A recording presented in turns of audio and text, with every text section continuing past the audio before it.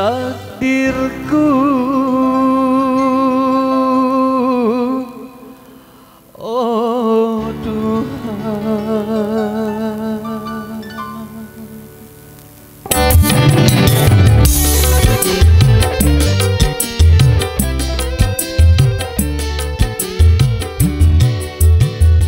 mau diapakan perkawinan kita ini?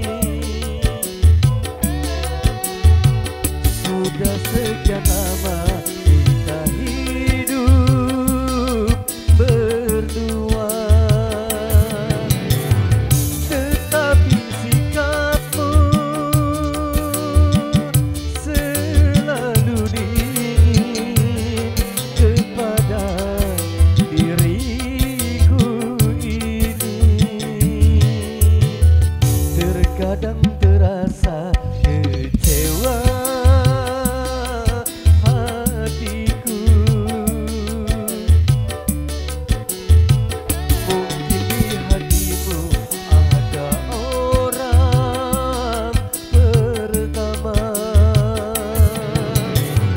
Tersirat di hatiku ingin kawin lagi, tetapi aku tak tega.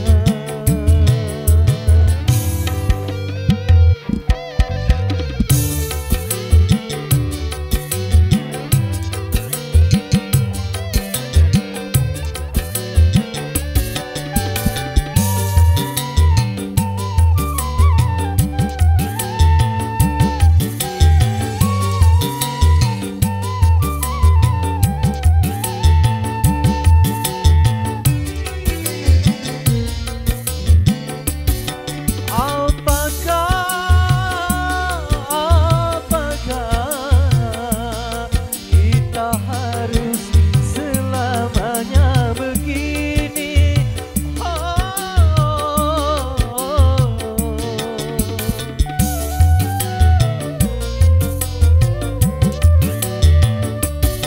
Tak tega, tak tega, aku tak tega menyakiti hatimu, karena diriku ini masih mencintaimu. Terkadang terasa kecewa hatiku. Mungkin di hatimu ada orang pertama. Tersirat di hati,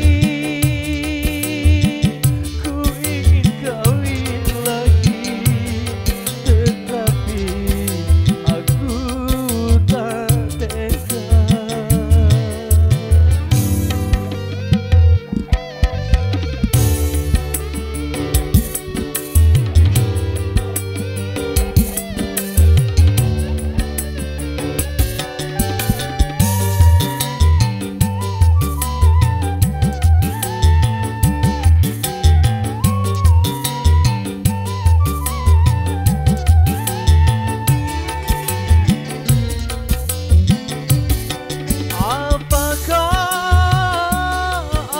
Apakah